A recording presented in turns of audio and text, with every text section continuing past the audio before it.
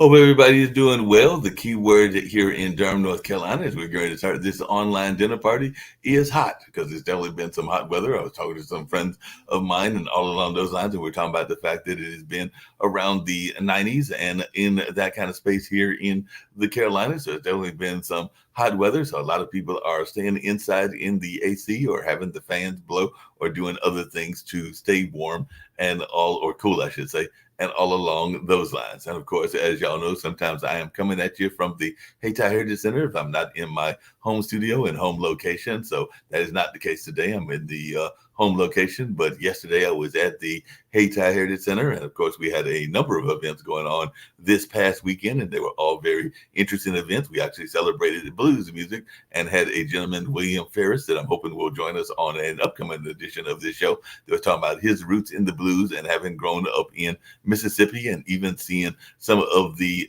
racism and other things that were going on that helped to kind of birth the blues and all along those lines. So William Ferris is a professor at UNC and has definitely been documenting the blues history and all along that kind of way. And Roy Roberts, who I want to say is in his 80s and has been performing for a number of years, and as many people would say, just like they talk about Buddy Guy and everything, he's 80 years young. So he was still doing his shuffle and his dances, even though he's 80 years old, and was definitely keeping the crowd rocking and everything as he was doing some blues numbers, but also some old classic R&B numbers and things along that line as well. So that was a fun event that was taking place on Sunday, and as part of the BAM series. It was the close of the BAM series because I think that they will start back that in September at the Hayti Heritage Center or sometime in the fall, if I am remembering correctly. And of course, this weekend there will be Juneteenth celebrations. As a matter of fact, one of them will be at the old Bembe location, which was down at North Carolina Central University. And I think they might even be doing it at the Library Bowl where Bembe used to be held. And now Bembe is held at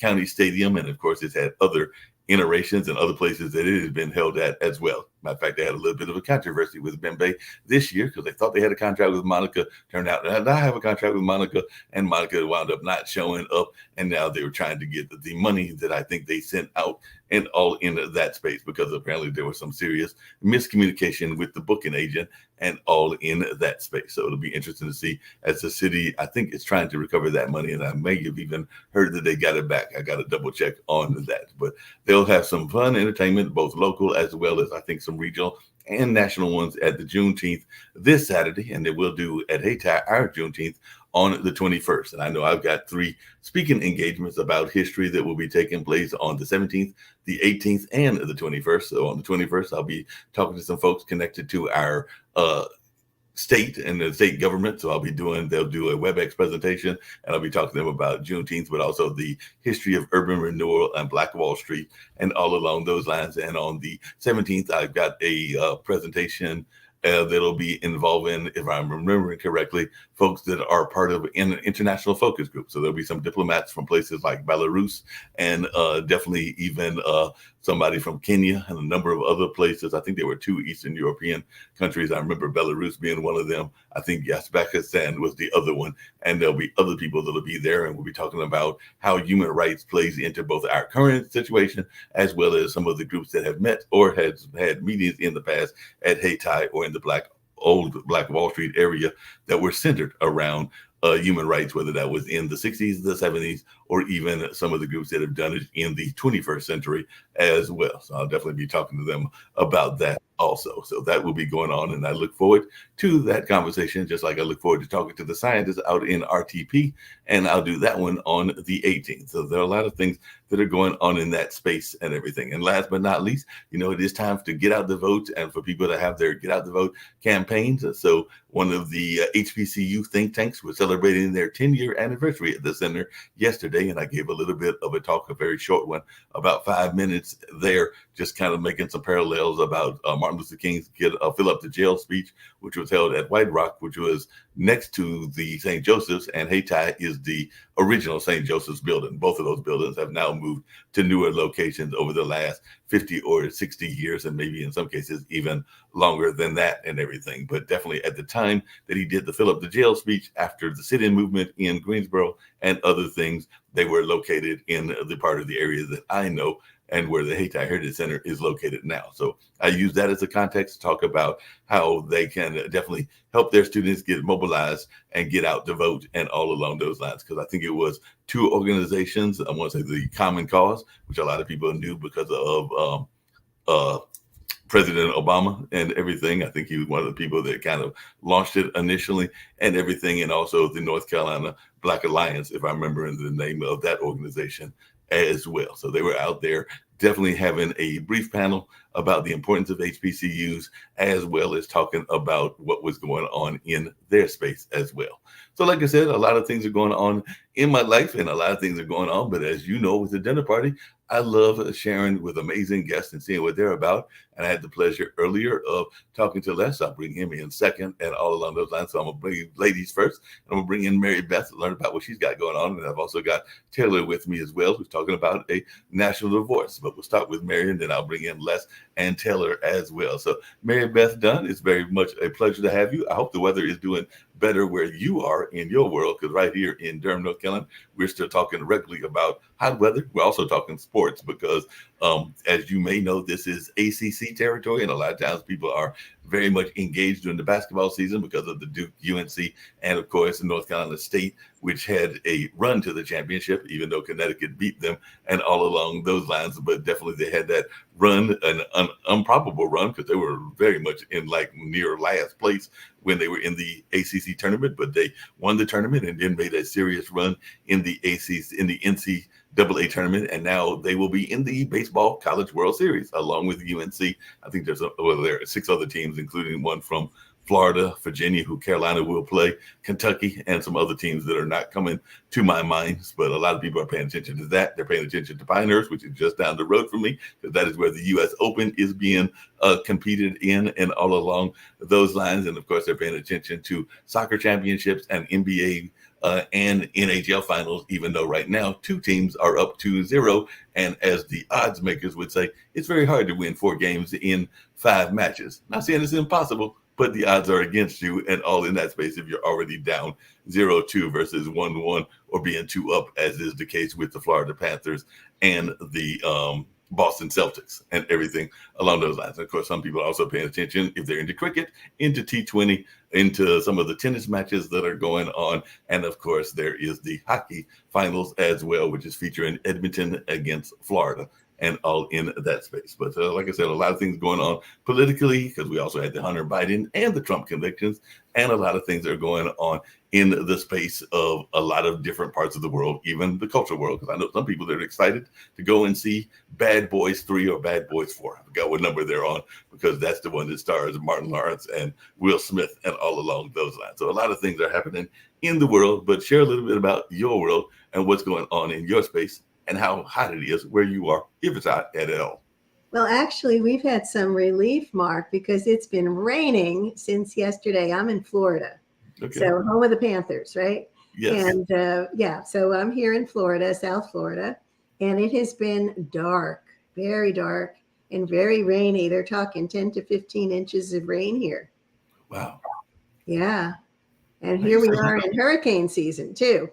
Yeah, we are in the middle of hurricane season. I didn't know that, because we have even had some news reports where people are concerned about what to do if a hurricane should come, because yes, North Carolina has been hit by those, not hit as often as you are and everything, but we have definitely been hit by them in the past, just like Louisiana and other places have as well. I used to go regularly and thought about going this year, even though it's literally sneaking up on me, so I know I probably will not be there this year. But there is a major film festival, the American Black Film Festival, that goes on South Beach and everything. And I used to go many years ago to that and enjoyed myself, even though I was not quite used to y'all's pop-up storms, even though I'm from North Carolina. But you would go in, you might go into a film and you come out and there'd be a torrential downpour. So that did take getting used to as part of the film festival. It was also great as a younger man. I'm still not young. I think I was in my 40s or 30s at the time that I was going regularly and all along those lines. But it was still fun watching what was taking place and to even participate in some of the panel discussions as a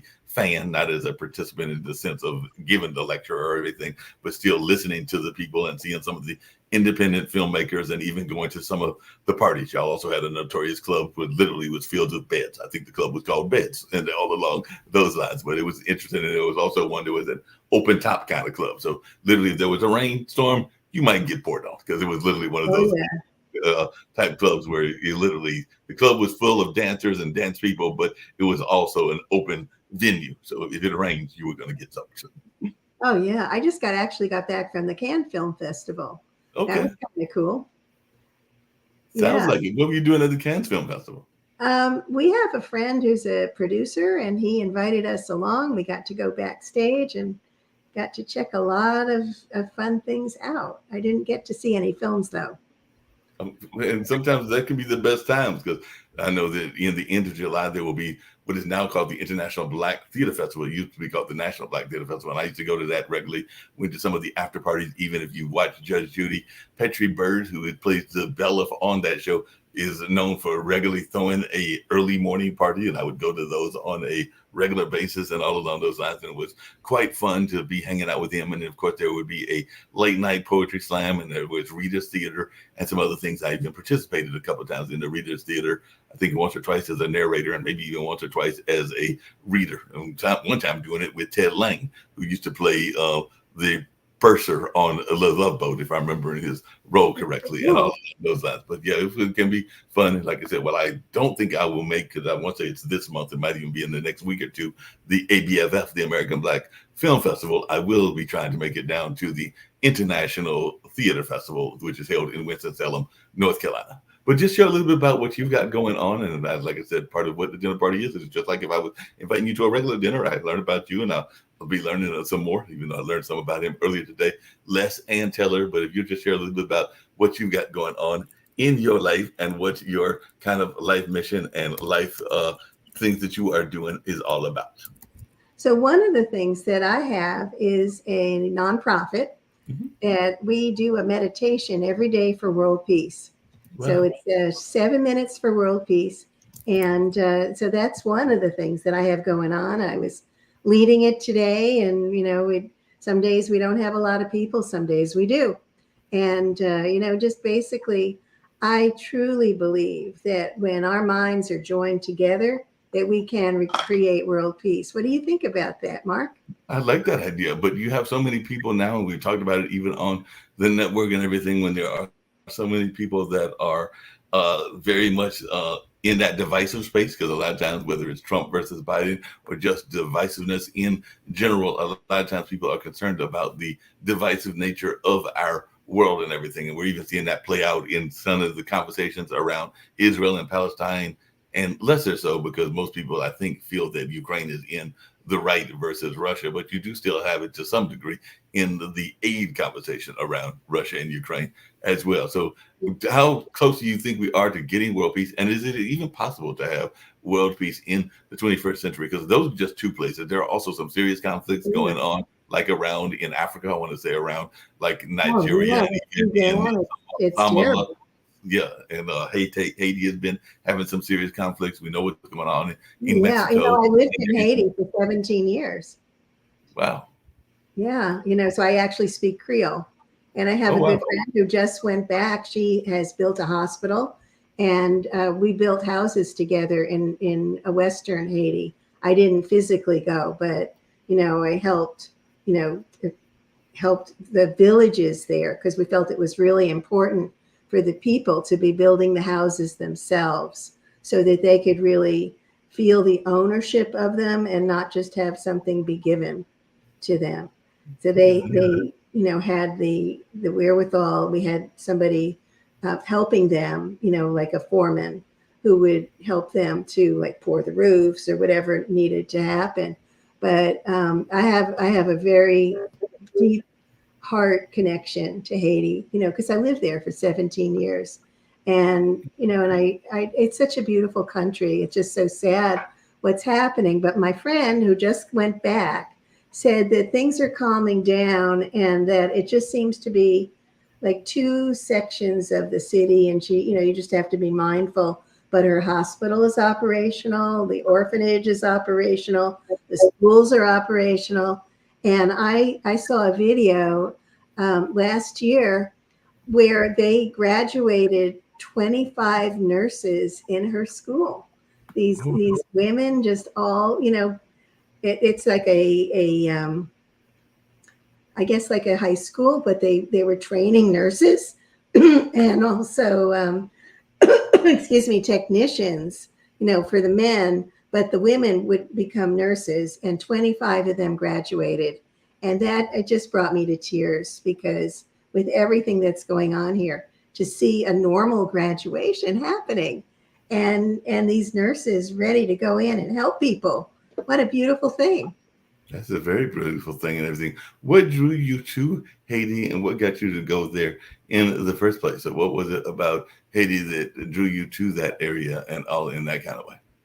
I actually went there with my husband, my former husband, and we went there to buy a sailboat, but we never did.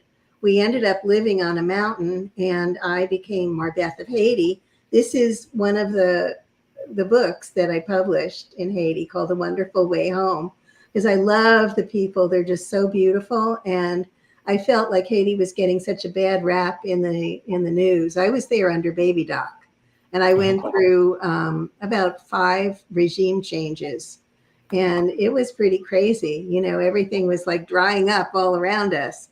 And but I'm a woman of faith, and I just knew that if I just held that faith, that everything would be okay. And it was, I mean, we were taken care of. And I was able to publish my book at that time, and it was like the first color book published in Haiti. Oh, wow. That's amazing. The fact that you were able to get it published and all along those lines. So that is truly amazing. I definitely can't wait to hear your thoughts around that. But you mentioned this notion of world peace, and with all the conflicts that we are seeing in the world, and a lot of times people are talking about right versus left. We got conversations around MAGA and other kinds of groups. I know. And I try to stay very neutral, because I have a world peace project. So I really try to keep my thoughts, just really focused on how I truly believe that what we focus on is going to expand. So if we focus on people staying in the present moment, we're also focusing on world leaders, so if the world leaders can, suppose, we have our intention. I did an intention experiment in 2018 called the World Miracle Peace Experiment. You didn't know that about me. No. And what we did is, I knew that there have been people who have led experiments where they went in person and meditated in Washington, D.C. That was Dr. John Hagelin did that with the Transcendental Meditation Group. And when they went there, they had measured the violence, they knew what was happening. And even to the patients in the hospitals, and, all of the things that were crazy in the city.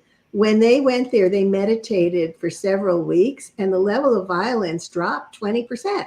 Violence dropped 20%. I mean, that's pretty amazing, right? They also went to Israel when there was a war in Lebanon, and they went there and they meditated, and the fatalities stopped.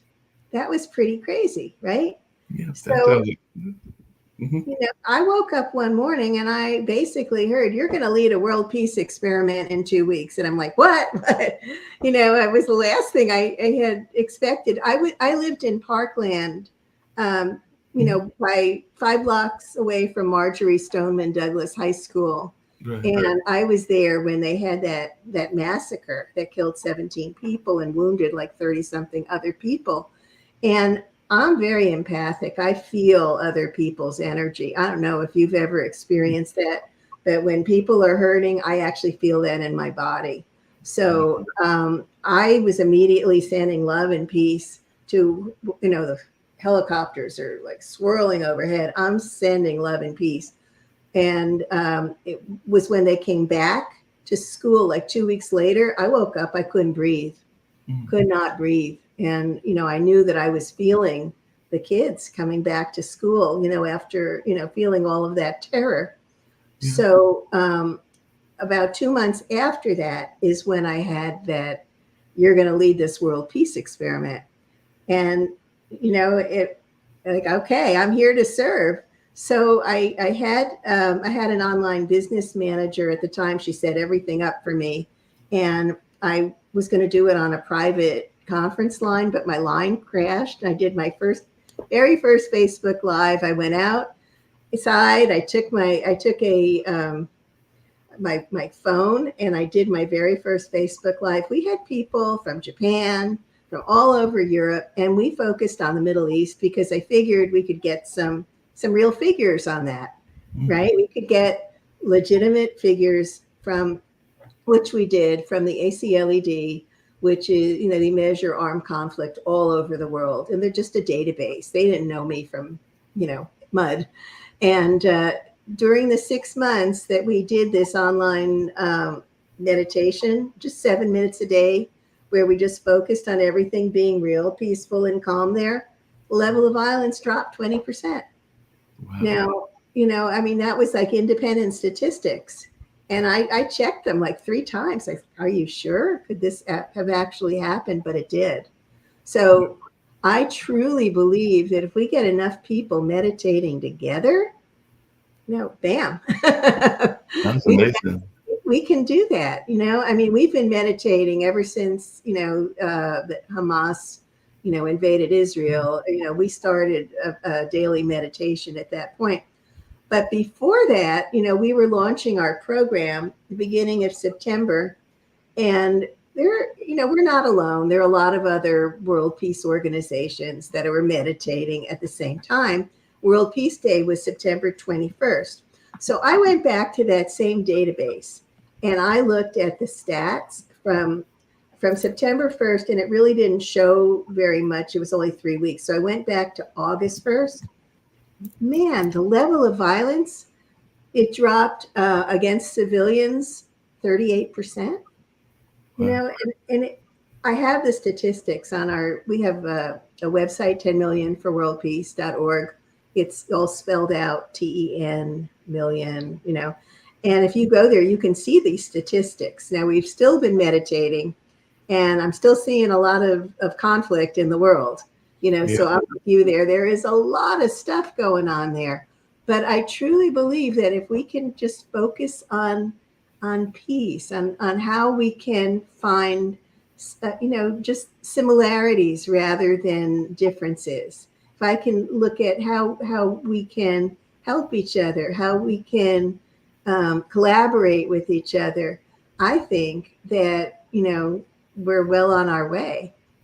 Sounds interesting, everything. And I've got to bring in the other gentleman and everything, because one of them spent some time in Hungary, and the other one is definitely got some interesting thoughts around the Democratic Party and all along those lines. But before I get to those gentlemen and all along those lines, I was just wondering, because one of the things that we've been having here in this part of North Carolina that I'm at and everything, which is Durham, North Carolina, is a increase in gang violence. As a matter of fact, across the street from my job, there was literally a drive-through where literally a 3-year-old was shot. I think last time I checked, he was still in very critical situation, and the gentleman had less severe injuries, even though that was probably the target of the drive-through. And there have been other incidences as well. So there have been definitely an increase, and sometimes there's even our young people that have the guns and everything. So I was just wondering, with all of that going on, you mentioned that you grew up or was living at one time near Parkland, and of course we all remember Columbine and a number of other places, including the shooting down there that took place at the Pulse nightclub, which was down there in Florida, yes, as well, and everything. So what can,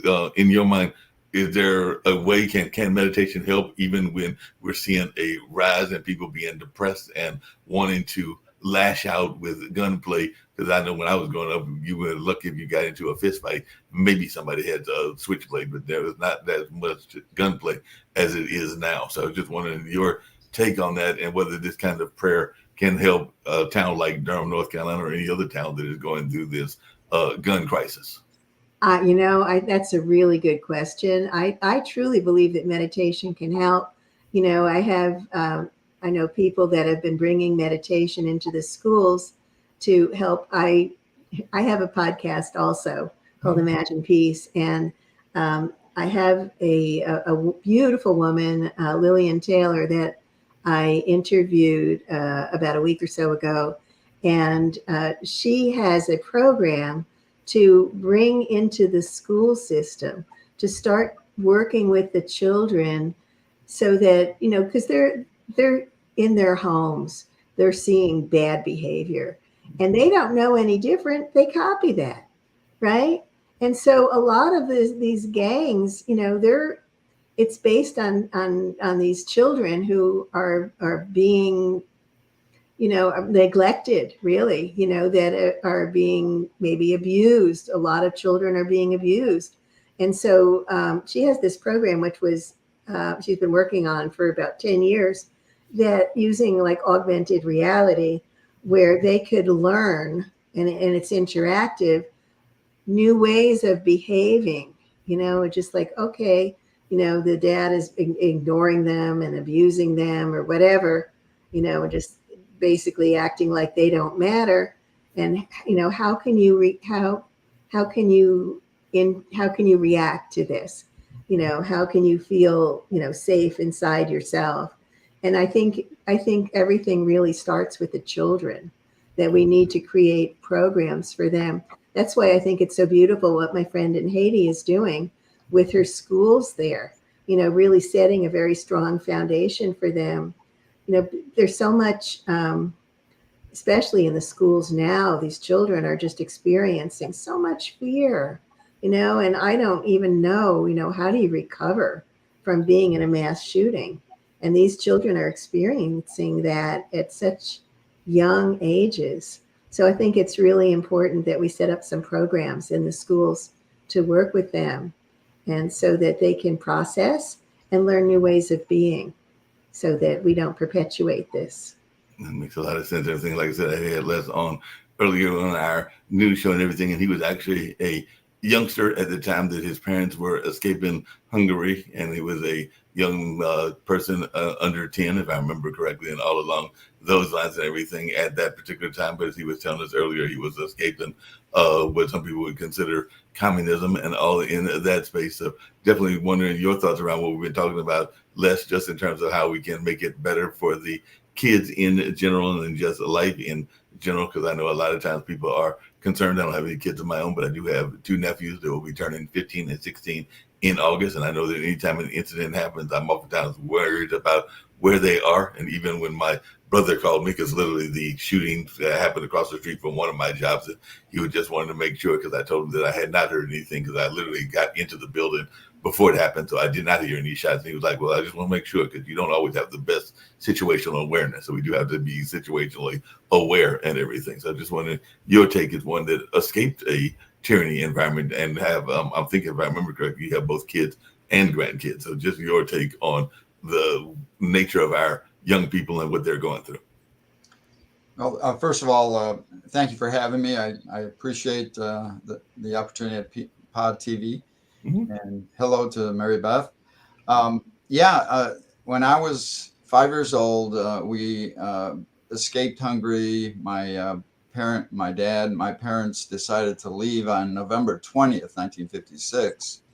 And it took us 2 days to get through because we were at southern Hungary, and we traveled along the Yugoslav coast up to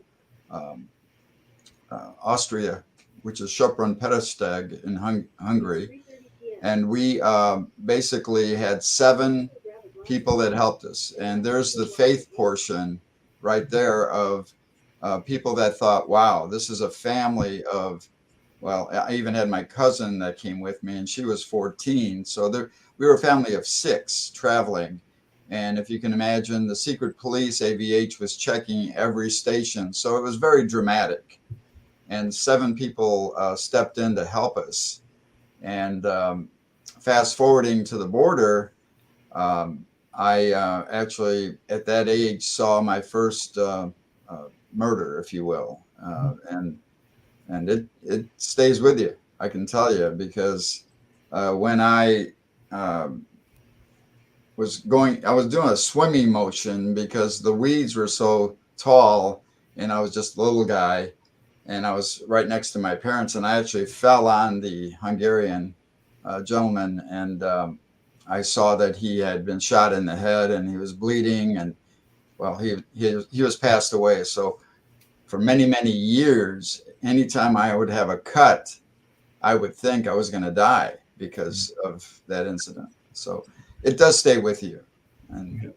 But I wanted to also mention that I've had 2 speaking engagements to bring Mark up to date. University of Missouri St. Louis History Department, and also the Cardinal Mindszenty Foundation in St. Louis. So those were really riveting times for me because I got to talk to the young folks and my stance on being my parents, my mom and my dad never allowed us to forget where we came from. So we knew the stories. And when I was in the Navy, I actually took leave and went home. And at the kitchen table, I pulled out a cassette player and they gave me their memoirs on cassette tape. So back in 2018, I decided it's time, because I've had all these teachers through the ranks telling me, you've got to tell this story. It's just dynamic and riveting, and people will appreciate it. So that's what I did. And I finished it up in December. And this is it, 12 Bells to Freedom. And those are my parents on the cover. And it's the Shehida story. And basically, it covers the period of time of 1942 to 1956. So we're covering a period of them witnessing atrocities like you were mentioning in Haiti. There were situations that occurred in other parts. They actually witnessed my mom especially witnessed the Jewish deportation. So she was the post office manager at a train station called Burgund, which is on the outskirts of Székesfehérvár, which is a Hungarian a railroad station. So these cattle cars would come through, and her duty, and anytime a train came in, was to go to the caboose and pick up the mail bags. So as she was going there, she actually heard people. She didn't know what it was at the time because it wasn't really news items of this was happening. So it was all secretive. So she discovered there was a door ajar about 8 inches or so, and there was, she said, a little Italian girl with, she could describe her to the day, and brown hair, green eyes, and she had this sorrowful look on her face, and she just reached out and yelled out to the passerbys, "Do you have any food?" And this elderly lady who was visiting her son at the air base across the tracks where my father was as well, said, "I have apples." And she gave the little girl the apple, and then she saw like 100 hands come from behind her. And she said she'll never forget that photo, that picture, because that was the atrocity that defined man's atrocity to others. So yeah, that was an example of my situation confronting the border, and it's more dramatic than that. So I don't want to ruin it for those who want to check it out. But yeah, I cover in the book, we cover life under communism, and as we talked this morning at the World Edition, I referenced that there are 2 worlds. You have the oppression world, and then you have the family world.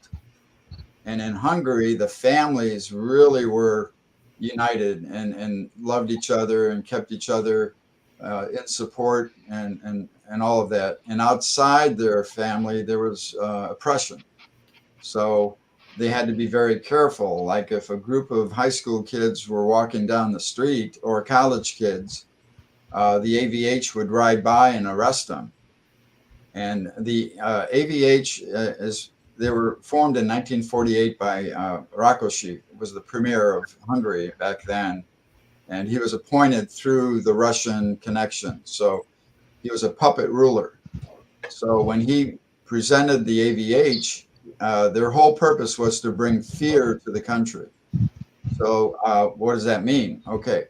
When Russia came in and occupied Hungary, they invoked a 22% tax on the country, based on gross national product. So that meant that everyone was catapulted into poverty. So as they took control of the government, they would arrest teachers, they would arrest politicians, they would arrest media. And if they couldn't brainwash them, they were sent to Siberia. So that's the dangers of living under communism. And there's one example, since you were mentioning kids, that really is just a tragic situation. When they marched in, they arrested the Boy Scouts. And you talk about all the different Boy Scouts, they arrested all of them, put them in orphanages. And when they were 18, they were executed. And this was done by the communist Russia did that. And the reason they did that is they did not want these kids to grow up and then be opposed to the communist government. So they did not want any type of situation where you have a revolution taking place. But ironically, by their own hand, they caused a revolution through the 5-year plan, where the 5-year plan was directed from the Kremlin and sent to the Yuri Andropov, was the ambassador to Hungary from Russia. And he in turn passed that information on to the Rákosi premier. And then they invoked the rules and the laws. But they projected all this glorified opportunities for the Hungarian citizens, but it never came true. So what happened was the students, the Budapest engineering students, wrote a 16-point amendment, or not amendment, but a manifest, and published it, and basically stated that, now, ironically, these young men and women were the future of the Hungarian Communist Party. And they were the ones that spoke out. So that resonated with all of the citizenry, and the working class blue collar people jumped in and said, you're right. All of these atrocities need to be addressed, and we're not going to stand it anymore. So then the revolution took place. And during that interim time, it only lasted about a week. But in that timeline, Khrushchev tried to act like he was a peace person, to seek peace in this. But all along, he was wasting time, because it took 1 week for the army, the Siberian army, to come down. Now the Siberian army was the one that defeated the Germans when the Germans were moving on to Moscow. So that same army was sent down with 300 tanks. And then when the tanks rolled in, all the peace talks were off. And then they devastated Hungary from that. And then when my parents witnessed this, you have to understand that, and it's, in kind of a way, it's happening here, which is shocking. But when you have propaganda from the media, that propaganda will direct processes going forward, or preventing a process. Maybe it could be an election type problem that they propaganda is stated, and they do something to prevent something. So that course of action is in. And so what my parents did is they didn't listen to the propaganda Hungarian media. They listened to Radio Free Europe. So they listened to Radio Free Europe. They actually got an outline of how to go about this whole process. So that, and coupled with the 7 people that were helping us, gave us our freedom. So sounds like it and everything. I want to get to Taylor as well, because I know Taylor's been talking about this notion of a national divorce, and I know he's also talked about the notion of certain parties being influenced by propaganda, and there are some people that would say that both parties are influenced by propaganda and all along those lines. But I just wondered if you could share a little bit of your own narrative and how you got involved in even this movement? Because it sounds like you're part of a movement, and I've even heard some people speculate that depending on what happens in the elections, that we may be heading to a divorce or even a civil war. And like I said, there's some people that have speculated that, and it sounds like you are saying something that is similar. So if you just want to share a little bit about yourself and how you got engaged in a number of these different things that you are doing as well. Taylor? Well, I'm semi-retired, and I'm here at Nashville, Tennessee. I'm working with a group of people who are acting as medical couriers between hospitals here. I enjoy it, but it's not nearly as exciting as anything Les has been through or Mary Beth. I did want to ask Les, though, if he saw any parallels between the communism he lived through and the communism we're seeing from the Democrat Party, or the tactics, as you mentioned, the propaganda media and so forth. Do you notice anything else? Well, it's going back to the 5-year plan. Going back to the 5-year plan, it's propaganda. They're trying to paint a rosy picture. So that is similar to what's happening here, but in the process of the citizenry, I'm sorry, the American people are not stupid. They see what's happening, and that's the point. They see what's happening, yeah. The same as the Hungarian engineering students saw what was happening and the lies that were projected, and they challenged the government about it. Here, right now, you've got situations, and I tell the students that I met with at St. Louis University, Missouri, St. Louis, that they need to do their research. You don't take one side or the other. You're independent, and you get this information, communication, study it, find out the truth, then make your decision on which way you're going to go. So I'm not advocating for one side or the other. I'm advocating for intelligent research. Just along those I think our young generation needs to do that big time. Just really quickly along those same lines, and I don't know if Taylor agrees, but one of the things I talk about on this network, on this show, and in general, is that a lot of times, a lot of people vote blindly, because I know that even here in North Carolina and other places, there are a number of PACs and a number of interest groups that will give a list of people that you should vote for. And a lot of times people will vote according to what their PACs are telling them to vote for, and all on those lines. So I was wondering, and this is for everybody, including Mary Beth and everything. Right. How often do you think that we are doing what Les said, and that enough people aren't doing their due research, whether you are on the left or the right? I feel that both parties are not doing enough due research and all along those lines, and they kind of vote blindly based on what their leader tells them to do. Agreed. It's so true. You know, but along with that, Mark, they're not people aren't getting. Oh, I'm sorry. Go ahead, Mary Beth. No, I was just agreeing with Mark. I think anyway. See it all. Mary Beth, go ahead and finish your thought, and then I'll hear from Taylor too. But you were agreeing, but how were you agreeing? And then Taylor will respond back. No, I just think that people aren't educated, and they don't educate themselves about it. You know, they're handed a sheet, a slate, vote for these people, and they're not checking them out. They have no clue. And just to add to what you said, Mary Beth, my wife she's retired also, but she was a teacher for 28 years. So when she says, you know what, they are restricting or reducing history in classroom.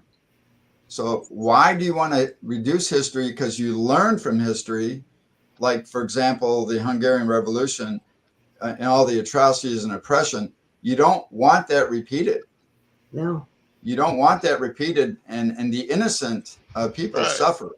So if I could, I'd like to plug a museum in Hungary, in Budapest, called name escapes me right now.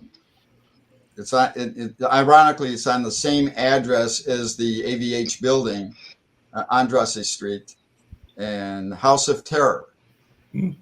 House of Terror. Google it, and you will see a wall of photos as you open it up, and all those innocent people were murdered.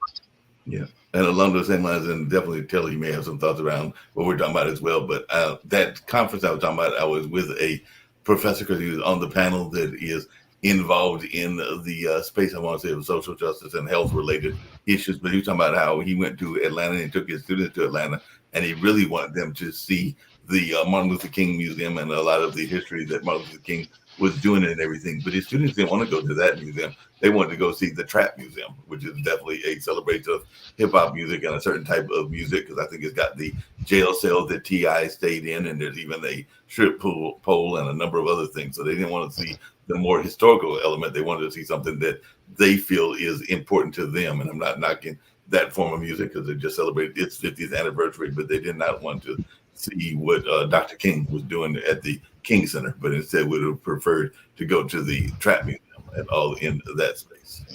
And look at all the Black history that's being erased in Florida.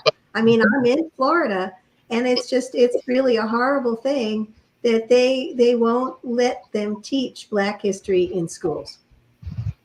Yeah, I'm not. It's all history.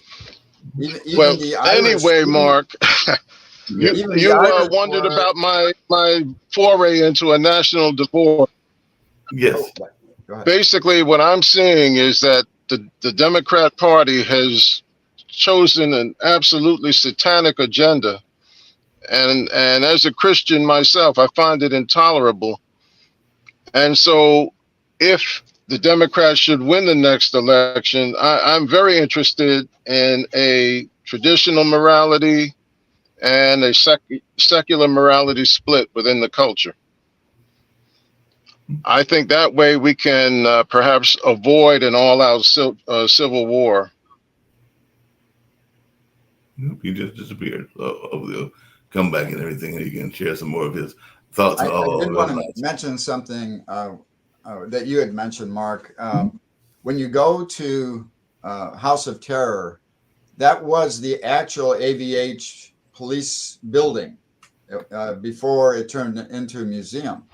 So you can go to the basement and actually see the jails that they were using. And each area is marked as to who stayed there. And that included Raoul Wallenberg, and it included Cardinal Mencenti, who was also in that area. And they have a torture room with electric torture type devices. So it's and then they showed also people that were tried in the same building on false charges, and they claimed innocence. If they didn't sign that they were dissident of the government, or then they would be taken down in the basement and hung. So that's the kind of stuff that you don't want to come back. And yeah, that makes sense. Taylor, you're back.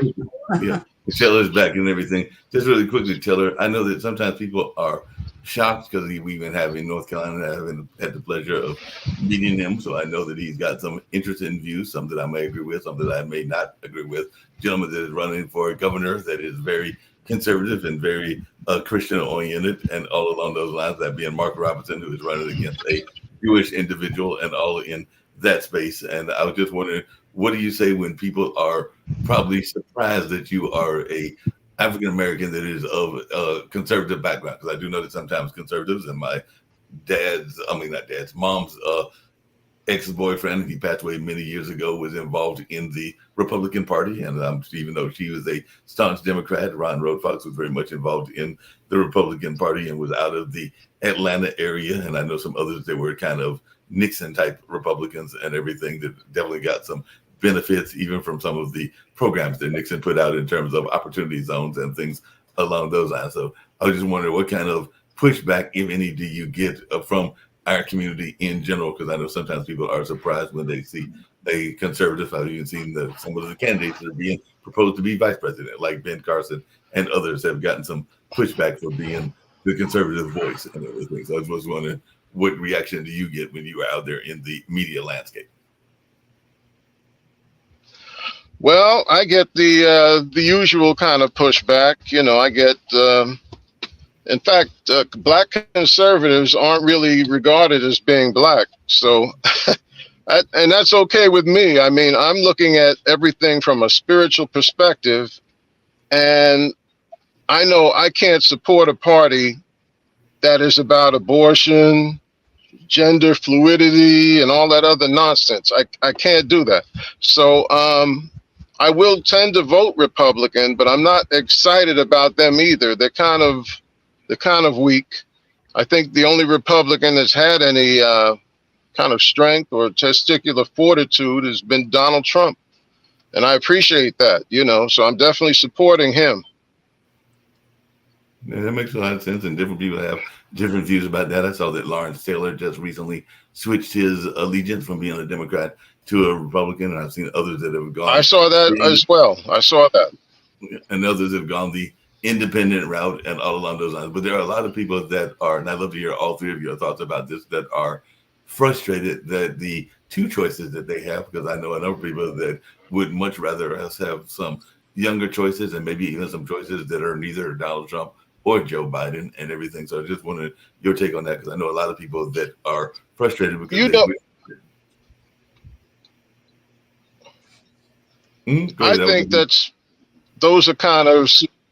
I think those are kind of superfluous points. You know, Donald Trump is old, but he's not an old 78. You know, he's got plenty of energy. He conducts these rallies and so forth. Whereas Joe Biden, as you can tell, I think he's got dementia, unfortunately. And they're trying to use him, I think, as a figurehead, while his surrogates behind him are really running the country. But yeah, I definitely stand with Trump. I don't care how old he is. He's proven that he could do the job. He's provided peace and prosperity in his first administration. And the country was better off economically in every other way. So I think if you do a back-to-back comparison of Trump administration, Biden administration, you'll see by every metric, Trump did a better job. And I know he'll hit the ground running. Yeah, it'll be interesting to see what he does, or whoever comes into office, what they will do and everything. But you kind of brought up a point that I've heard a lot of people say for the last several decades, because I'm in my early 60s and all in that space. But a lot more people have had this notion, even kind of what Mary Beth is talking about, that a lot of the special interest groups are the ones that are in control of both parties and everything. So I was just wondering y'all's thoughts around that, because a lot of people are very frustrated, whether it's the NRA or whether it's the Sierra Club or a number of others that are feeling that they are the ones that are moving the puppet strings and all along those lines. So I just wondering y'all's take on that, because I do know a number of people that have been frustrated for decades and to the both parties. But I just wondered y'all's take on that. I would say that most of the people in the country are more moderate, but unfortunately we have the extremes of both parties that seems to be getting, you know, the rusty wheel there, you know, they're getting all the grease. And unfortunately, I would really like to see some younger politicians stepping in with, you know, with more moderate ideas. And that hasn't happened. So I think it's really kind of sad that we're stuck with two choices, you know? Well, yeah, but you know, Mary Beth, I kind of consider that the founders were men who might be considered extremists if you compare them to what's happening today. I think they might be considered the original extremists. And if that's extreme, I'll go with it. I mean, it's definitely pro-America. It was founded upon the Judeo-Christian ethic, and that's where we want to be, really. I think where the Democrat Party is leading us is some perilous waters. Well, along those same lines, I thought Les had a thought as well. One of the things that I talk about in my history talks is the fact that if you look at Durham and even some of the other Black Wall Streets and everything, there was a lot of moderate white gentlemen and white women that were very much supportive of what was going on, even in the sense of helping those communities create their business wealth and their business legacies. Matter of fact, if you were ever to visit me in Durham and come to the Hayti Heritage Center, you would see that there are several stained glass images, and one of the stained glass images that is more prominent than even Jesus Christ himself is that of Mr. Duke. So Mr. Duke was known as a business philanthropist and a business leader, and was part of the Duke family that created Duke University and everything. But he gave money into the African American community to help them build their businesses and all along those lines. And even Booker T. Washington and W.E.B. Du Bois talked about the fact that they had never seen such a race relation that was symbiotic and work together versus the narrative that we oftentimes hear about in the South. Because even some very avowed racists like Julius Carr, who was a white supremacist, gave some money into some of the Black Wall Streets as well. And some of that might have been done for economic reasons and for exploitation reasons, but a lot of times it was done because it was mutually beneficial to both parties. And ironically, Mr. Merrick, who was Mr. Duke's barber, because at the time he was a barber, there were segregated barbershops. So he was an African-American man that owned, I think it was about 6 barbershops, 3 of them for white Americans and 3 for African-Americans. But he was cutting Mr. Duke's hair and other white philanthropists' hair at the time that they were doing some of their biggest business deals. So he was bringing some of that knowledge back into the African-American community to create the Black Wall Streets and all along those lines. So there was a more symbiotic relationship that was going on, even though we talk about That's smart business. Right. That's what I'm saying. It was smart business on both people's sides. And a lot of times people don't think about that because, like I said, he was literally learning while he was cutting the man's hair and everything. And he was hearing him maybe talk to Mr. Vanderbilt or talk to Rockefeller. And he was bringing some of that same knowledge to create one of the historic Black Wall Streets that are oftentimes getting more accolades lately and everything, whether that's Tulsa or whether that's other places. Also, even one down there in Florida, because Rosewood is considered a Black Wall Street as well and everything. Unfortunately, urban renewal and gentrification got in the way, and that can be sometimes an intentional program to destroy some neighborhoods as well. So that was another part of the narrative, because I'm one of those people that believes in telling the story of history, warts and all. That's what I call it. I call it warts and all. So I do think that you can tell the positive, but you also have to tell the negative. Warts and all, right? What Les was saying. So you have to tell the whole narrative and not just the good part of the narrative. Right. I don't agree with revising history. Let's just see history as it was and learn from it and keep moving. Right. Yeah, I was going to mention earlier that after the 60s and 70s, I kind of thought that we were kind of eliminating race relations and we were coming to be known more as Americans together. And it seems like the division started to take place maybe, in the Obama administration. Two presidential races ago. So it's in the Obama administration. Yeah, there was division in Nixon as well. Well, even though Nixon did some other things, and there was division in the Reagan era. So I don't know if I can necessarily agree that it was strictly in Obama's era, because I do know some people that were upset at some Reagan policies, including some world policies and everything. So I do think that both parties can have some good programs, because I did mention the opportunity zones, which was actually created under the Republicans and things along those lines. I don't know if I'm ready to be as pessimistic as you are, Taylor, in terms of the Democratic Party, because I'm also not a big fan of the MAGA side of the Republican parties and everything. So I think that there are extremists on both sides. Mark, I'm kind of talking about the citizenry, the American people. I stand with MAGA. That's okay.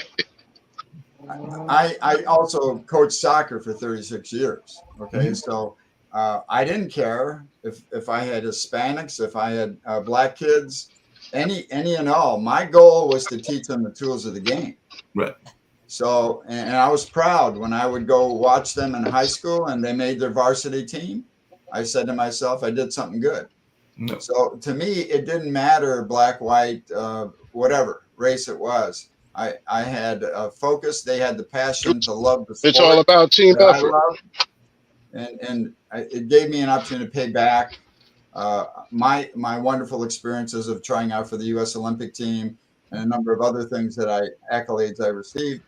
I think that mix coming in helps the population in general to treat each other as equals. Yep, I agree with you on that. And everything. One thing that I was definitely curious to hear what Mary Beth has got to say about others as well. Because one of the things that I talk about, particularly on this online dinner party, but just in general, is this notion of the inner critic. And I know that whether it is in relationships or whether it's even in political viewpoints and a number of other things, that sometimes we are afraid to speak our mind. Doesn't sound like Taylor is, or either of the other two, Les or Mary Beth, but sometimes people are afraid to speak their mind because of their fear of whatever the consequences are, both from their family and others. So I just wonder y'all's thoughts as to how you get past the inner critic, because sometimes we can listen to our own voice as well as the outer critics, and that's for everybody that is listening, because a number of our people that are listening on this particular show are in the creative space as well as the activism and the entrepreneurial space. So how do y'all folks get past that whole notion of the inner critic and that outer critic? And I definitely want to hear about the work-life balance, which is something else that we oftentimes talk about on this network, and particularly this particular show. But I'm just wondering how to, and I'll start with you, Mary Beth, how do you get past that inner critic? Because I'm sure even when you came up with this idea of the Peace Project, there were probably people who were like, there is no way in hell, excuse my language, that we're going to have peace in the world anytime in the near future. Absolutely. And they're totally entitled to their opinion.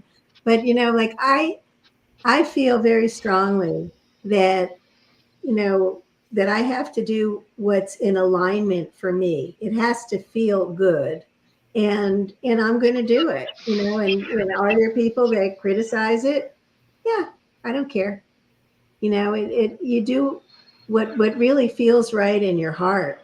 You know, if it's going to hurt someone else, you know, that's where I draw the line. I don't do things that are going to hurt other people. But in terms of, you know, like I'm totally in alignment with world peace, and also, you know, like I'm doing other projects too. I'm writing a book and I'm in a, you know, compilation book. So I'm definitely, you know, keeping everything going. But I'm also very much, you know, I think everybody has this, you know, are people going to judge me, you know, for if I do this or if I do that?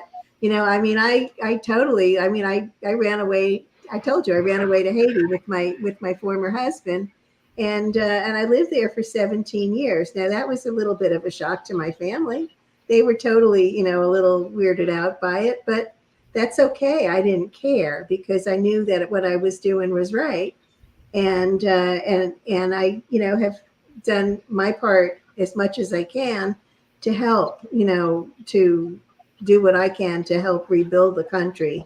You know, it's because it's something in my heart, and I'm very heart based. So if I'm doing something, you know, it has to be in alignment with me, and then it's okay if other people don't like it. You know, if they want to criticize me, God bless them. Yeah, it makes a lot of sense. Everything. What about you, Les? Because I'm sure that when you told people that you were going to write a book about 12 Bells of Freedom, there were probably even family members that were going like, the book won't sell. There's no reason for you to write the book. And there were probably other people that were encouraging you. So how do you deal with that inner critic and those outer critics? Well, see, that's the thing. My background and all of our backgrounds are life journeys. They're different, but see, mine covered oppression. It covered prejudice. It covered a whole slew of atrocities, in my opinion, that is scary because I'm seeing it happening here. And when you see that happening here, yes, I speak out and I get criticized for it, sure. But I'm like Mary Beth, I don't care because I know. And if you ever do an ancestry and check your lineage going back, we're the sum total of the history of our family. Mm-hmm. So when you realize that you had some people that were tremendous personalities in your life, and you're carrying on that name and that life going forward, again. You know your background, you know the truths, you're going to speak it. And if you see something like my mom did, she saw an atrocity and she spoke out. To to her benefit, and I'll show it again, she was an attractive young lady. So when the Germans guards had had their arguments with her, they could have thrown her onto the train. Or in her case, my grandfather, who was a guru in the railroad system of Eastern Europe, was always called upon to handle problems. So he had a rule: when you're in the house, you speak German. If you're out in school, then you're going to speak the language that you're in school for. So my mom knew 5 languages. So, but ironically, that rule in the house speaking German helped her in these situations where she confronted the guards. And because they thought, wow, this is a Fraulein here in Hungary. And all of a sudden the temperature reduced, and they were able to have a conversation, as opposed to angering that guard and then causing a reaction. So that's how I feel. I feel that all of us have our own history, and you're seeing what's unraveling on television. Yeah, I yell at my TV a lot. So my TV can't reply back and argue against me. So there you go. That makes a lot of sense. A lot of people are yelling at their TV and everything.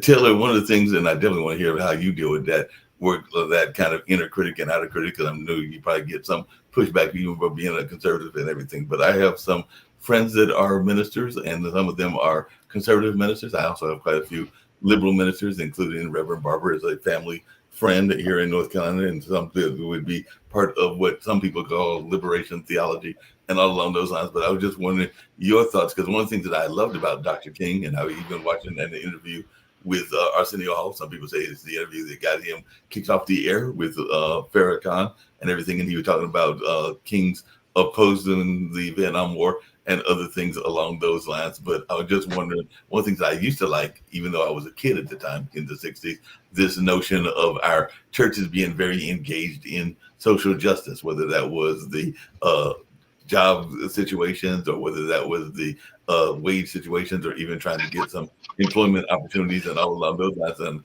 even with housing, and housing is a major issue around the country and around the world. I get frustrated because I actually had a friend of mine that got kicked out of his apartment recently, and when he approached some of our church leaders, they basically didn't have an answer for him, or didn't want to give him an answer, or gave him the runaround, and all in that space. So I just wondering, do you think that our churches are doing enough to actually do that part of their initiative, which is to help the least of these? Taylor.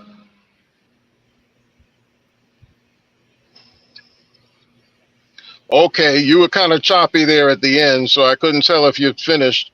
Yeah, you were talking about the how we deal with the inner critic and that type of thing, and how I, as a conservative, deal with the noise. Like Mary Beth and Les, I just don't care. I know where I stand, and I have to stand with godly principles and morals and values, and so that directs my life. It determines my vote, all of that. Yeah. And the other part of what I was asking is, do you feel that the church system is doing enough to deal with some of the social justice issues and all along those lines? So definitely that is, and I don't care what church it is, because I feel that a number of churches, whether they're Christian or Muslim, I don't think so. I really don't think so. And it seems that churches are also trying to update their message, kind of make their message fit in with the times. And I think that's a mistake, because it seems like people just aren't grounded in the basics. And so they don't know. I think they think, for example, that God is a feel-good God, and, he loves everybody as they are, and that kind of thing. And there's a whole lot more to it. And I think that today's ministers, pastors aren't really educating as they should. I think that we need a whole lot more strength in Christianity today. Yeah. Just out of curiosity, Mary Beth, what's your take on that, because I know that sometimes the churches were very much part of the peace movement in the old days, and definitely, like I said, Reverend Barber has been involved in some of that even currently and everything. But I just wondering, do you feel that you're seeing enough of the churches engaged even in peace conversations or just in social justice in general? I think a lot of the churches are engaged now in social justice, and they're experiencing a lot of different changes and shifts as well. So, I think it just depends on the different churches.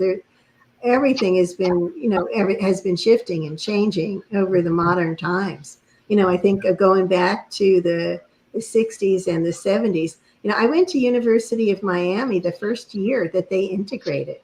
Oh. I had a roommate who was one of the 4 Black women in the school.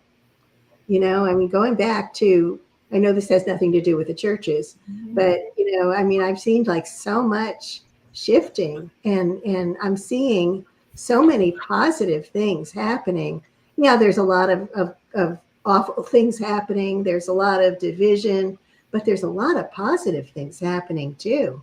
And really positive things.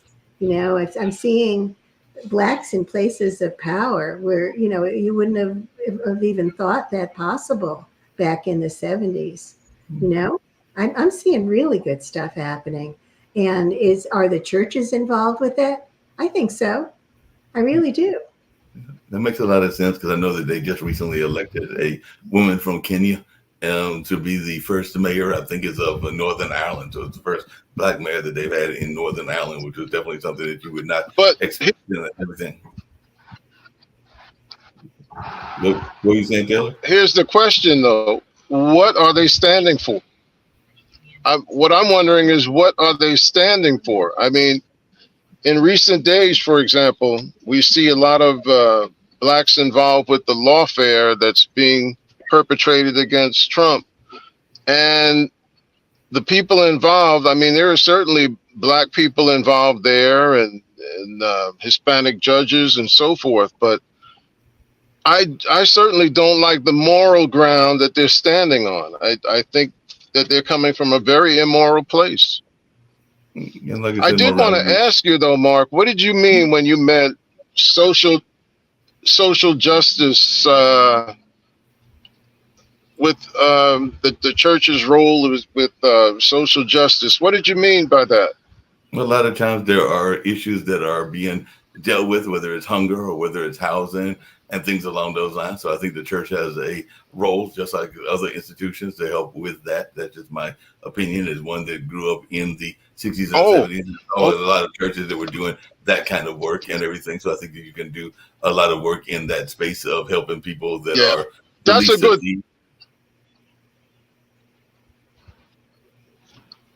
That's a good thing.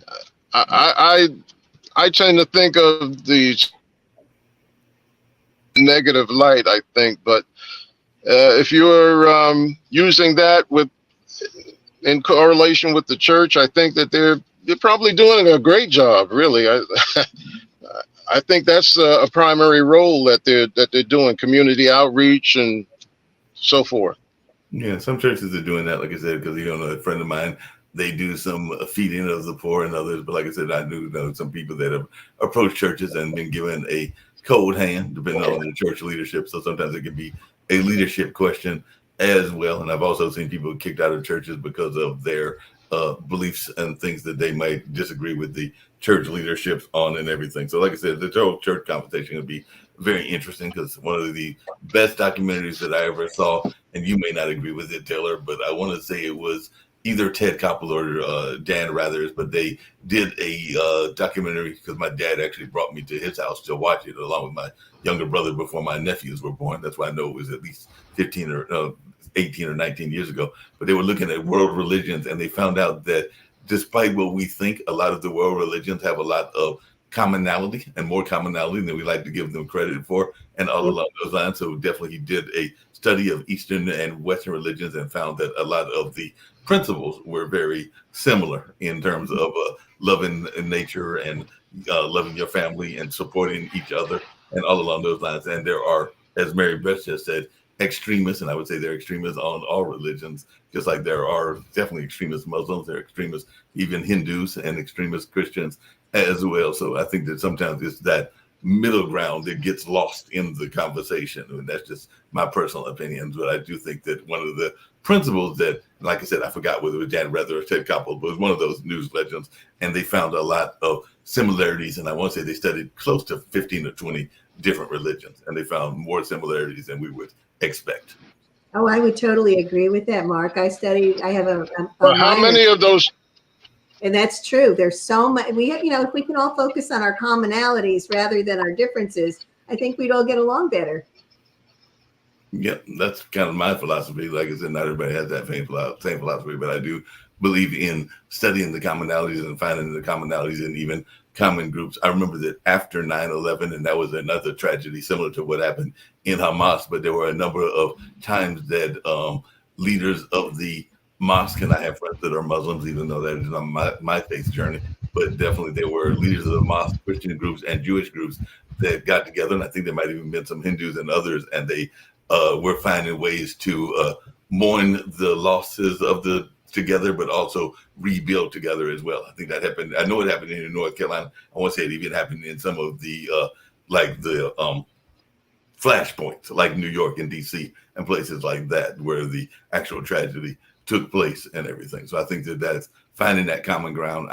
I've always been a fan of, no matter what people's beliefs are. I've got some friends that are like Taylor. I've just met Taylor, but I've got some friends that are very conservative, and I consider myself moderate to liberal. So I definitely have friends across the spectrum and everything. I just told you my family members who are like Taylor, who totally, are MAGA. I'm not MAGA, but but we find commonality and we talk about it.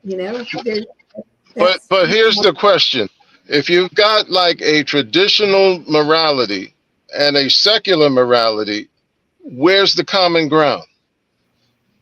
I think I think that's the big that, Taylor. If you can just take the judgment out of it and just say, well, what do we have in common, rather than what's wrong with those people and what's wrong with what they believe. I'll tell you, I don't like the beliefs on the left, and I don't like the beliefs on the right. I mean, I know I'm not alone. I know that there are so many people who are moderate who are like, stop all this craziness.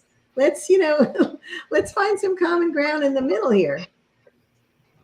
So, well, this is, I'll tell you very generally, I'd say, I think the only politician that's going to get us close to a semblance of unity would be a Trump, who's going to provide some peace and prosperity. I don't see that coming from the Democrats. Not at all. What were you going to say, Les? Yeah, I was just going to make a comparative parallel. Mm-hmm. Back during the period of time prior to the Hungarian Revolution, Cardinal Mindszenty was trying to keep separation of church and state. Mm-hmm. So he was on a St. Mary's pilgrimage. So he would go to every city, and the attendance was so overwhelming, they'd have thousands of people that would come. So he could not have it in the church because the churches are too small. So he held it outdoor. So he had his own microphone system, and it was run on batteries because the communists would cut the lines, otherwise. So he did that. And the purpose of what we're just talking about is the faith, keeping the faith. And each of us have different degrees of faith. But when you take that faith home, there's your world. You're living in the faith of your home. And that's what Hungary was all about. They had two realities. You had an outside reality and a home reality. So the home kind of got people through all the oppression and the atrocities by keeping a faith program going forward. So here now, I mean, we're talking about, a little while ago, we were talking about abortion and things of that nature. Faith is such that you frown on abortion. You value life. There have been great people that they tried to abort them, and they lived, and they turned out to be tremendous individuals. I've seen reports on that. So when you have a situation where faith is being attacked, and outside sources can attack Christianity or the Jewish nation or whatever, that's what we're talking about. Keep the faith, keep everybody in line with their faith, and perhaps, like Mary Beth says, you'll come together at some point in time.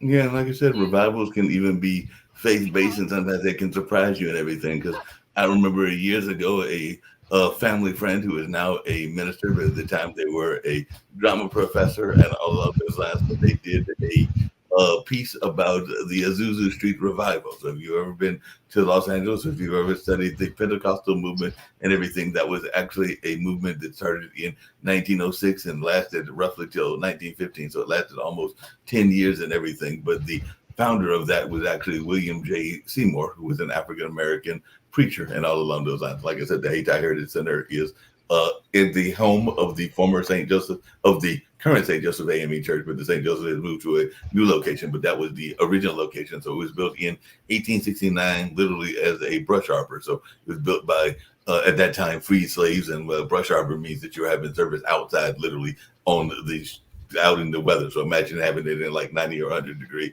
weather. And then the physical building, which is what the Hayti Heritage Center is now, and it was started as that center in 1975. So next year we'll celebrate our 50th anniversary, and everything was built in 1869. And urban renewal, that's what I meant when I said that sometimes outside influences can impact things as well, is the reason that it moved. So gentrification, which can sometimes be something that can happen under both Republicans and Democrats, can be something that can cause people to leave and be destroyed. But that's definitely, if you get a chance, study the history of Azusa Street, because it was a multicultural. Think of this: an African-American man in the early 1900s that had everybody from, remember, that's the time of the railroads being built. So there were Asians that did service, there were Europeans that did service, there were African-Americans, and there were a number of others, because it was a true example of a melting pot and all along those lines. So whether you are of the Pentecostal, and some people call that more of the jump and shout kind of Christianity, or whether you are just a regular garden variety Christian,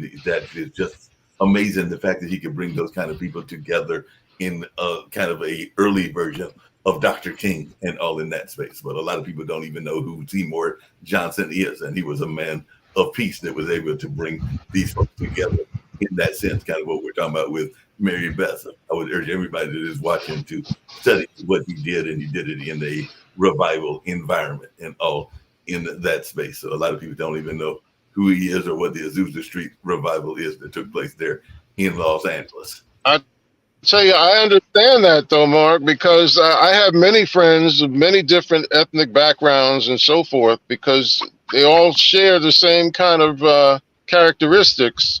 And I think if you meet them as a person of peace, they're going to respond accordingly. And I found that to be true throughout my life. Yeah, I'm imagining, I don't know this for a fact, like I said, I've just met sometimes you. Not.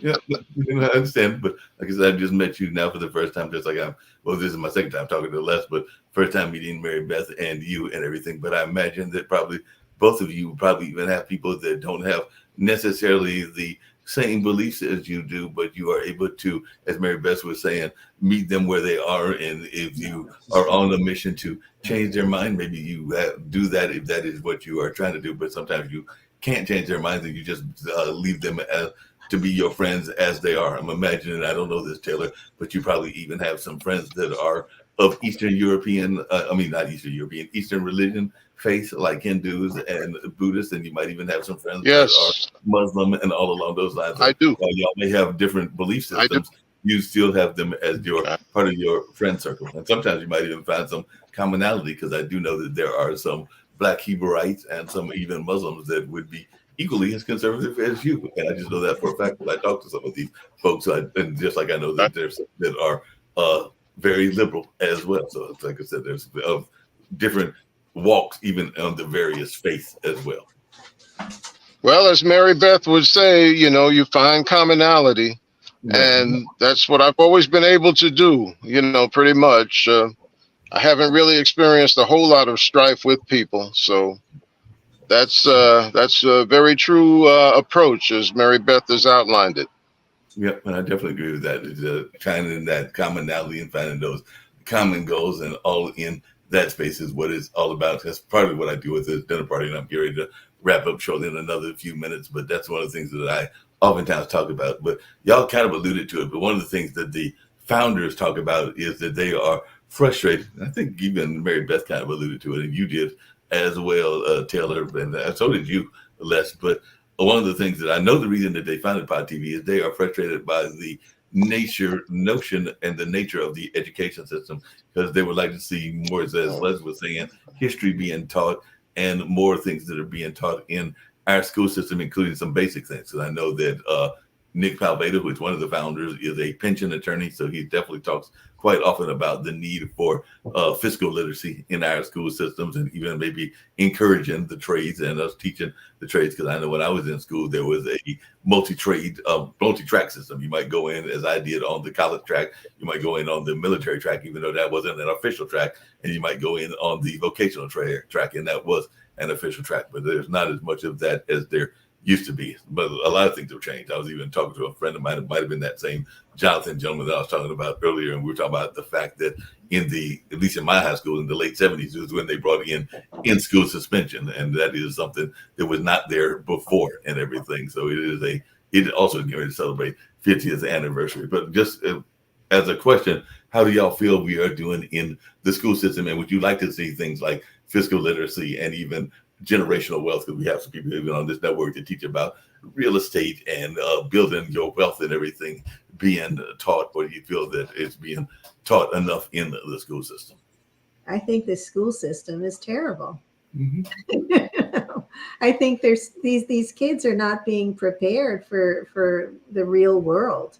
I think they need to learn interpersonal skills. They need to learn self-development skills. They need to learn ways of maybe meditation. They need to learn ways of getting along with each other, with handling anxiety, with handling stress, and also with self-development. In addition, they need tools for life.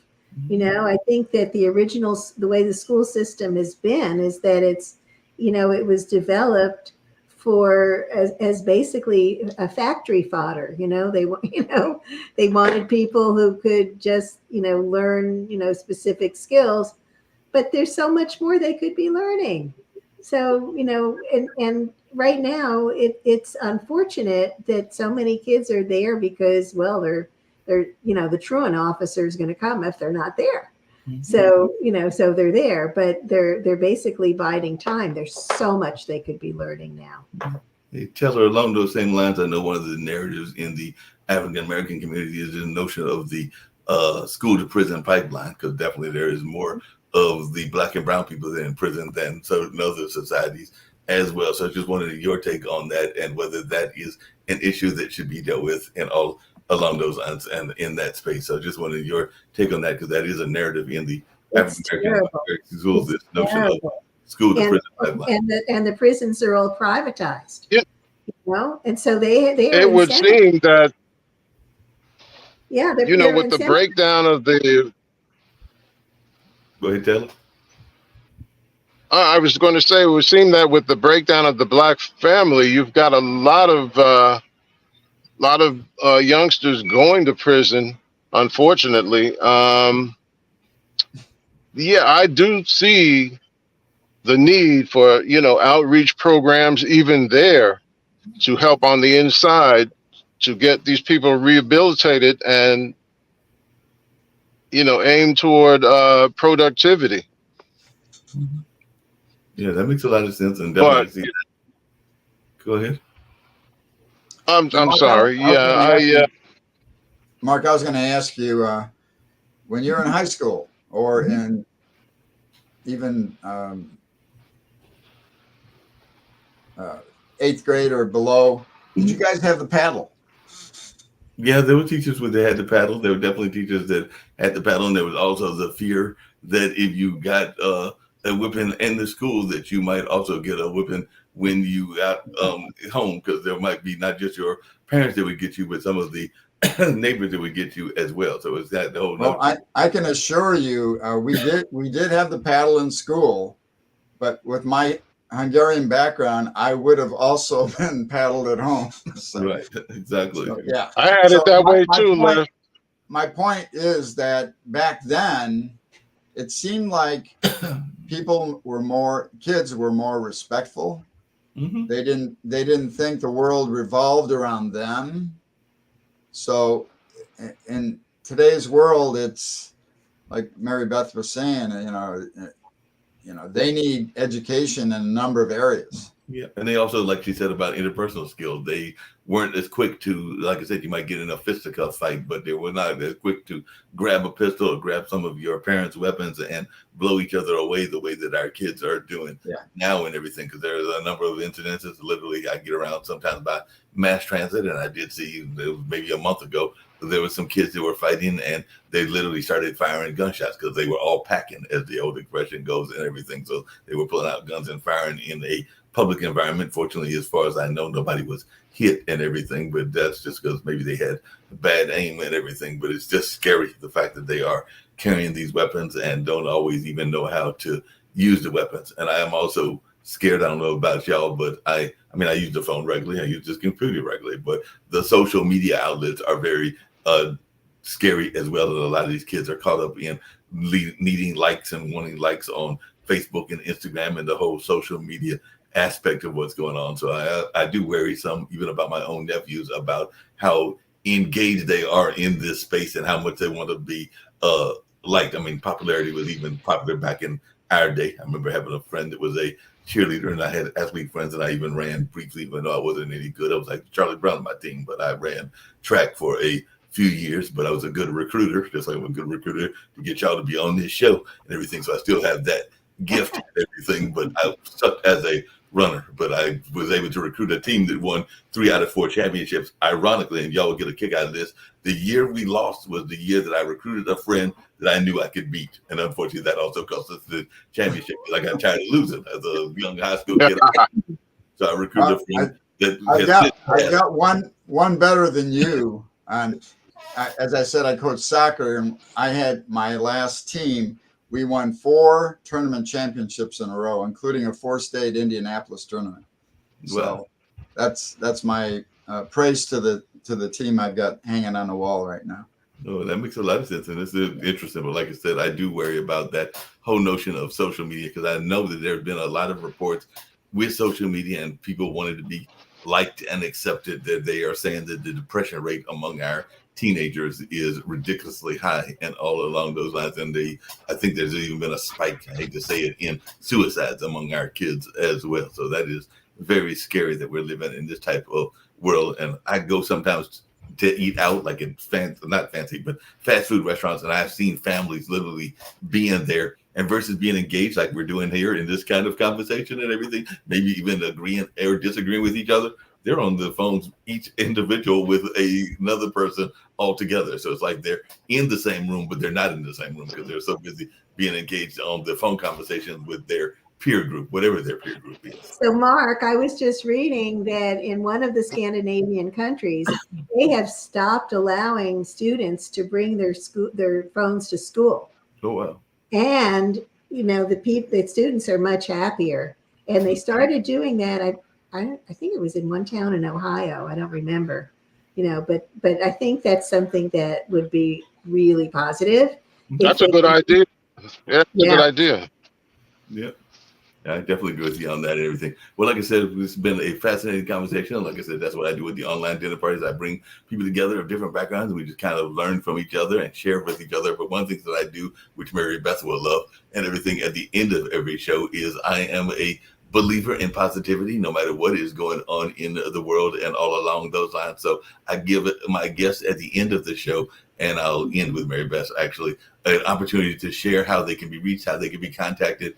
And because the Pod TV network is heard globally through Facebook, YouTube, Instagram, Roku, a number of other sources, including some of the more traditional audio sources like iHeart and Stitcher and TuneIn and stuff like that, that they one of the things I like to do is give a message of positivity to somebody in Malaysia or somebody in Russia or somebody in Hungary or even somebody in Brazil or Venezuela may hear, and it can give them hope for their life and everything. So I'll start with you, Taylor. So if you got ways that you would like to be contacted, and if you want to share other thoughts that you haven't got to and everything, and any message of positivity, and if you have any book or anything that you want to plug, that is the opportunity to do that as well. But definitely at the end, give whatever message of positivity you would like to share. Taylor. Well, I'll tell you, we'd better win this next election, or I'm afraid the Democrats are going to take us into another ideology, and I don't think America needs the kind of communism that Les grew up in. That's what I see coming down, and so I'd like to have people try and stay positive and think about what America should be, what America can be. You know, we've got a whole lot of potential, but we are being led by people who want to dismantle it and remake it in their image. And we don't need that. Okay. So I can be reached through TaylorWoodruff.com, believe it or not. Okay. TaylorWoodruff.com, and out there as well, you can purchase a copy of my book, which is called The Case for National Divorce, One Christian's Perspective. Okay. And is that available on Amazon or Barnes & Noble or other sources as well? And it's on Amazon, yes. As well as, I think it's out on Barnes & Noble and, Life Rich Publishing and a few others. A few other platforms, which I've been concentrating primarily on Amazon, though. It's out there. Sounds good and everything. We add all the authors, including the three of you, to the Amazon bookstore that is connected to Pod TV, and Les knows that because I just added his book earlier today after he had been on the other show and everything, and I add both yours, Taylor, and yours, Mary Beth, as well. Before I get to Les, what has been a reaction that surprised? Two things, Les, with Taylor. What has been a reaction that you actually were pleasantly surprised that you weren't expecting? Because I'm always interested when people get a reaction that maybe they weren't expecting. Like maybe you were on Bill Maher and Bill Maher was nicer than you thought he was going to be, or something along those lines. And what is something that is unusual about you that people might not be surprised to know and everything as they've been listening to this show? So what is either a hobby or something that people might find interesting that they would not know if they were just knowing you in general? Taylor. That to me, or? Yeah, to Taylor first. Okay, you were kind of choppy there as well, Mark. Now, just asking, what is? Yes, Mark, I'm sorry, you were kind of choppy on that one. Yeah, I was going to repeat it. I was just going to say, what is a reaction that you have gotten from the public that surprised you and everything? Maybe a liberal that surprised you by their reaction to your book or something like that. And then what is something about you that would surprise people in general? Maybe a hobby that you've got or an interest you've got that people would be surprised to know that you are interested in.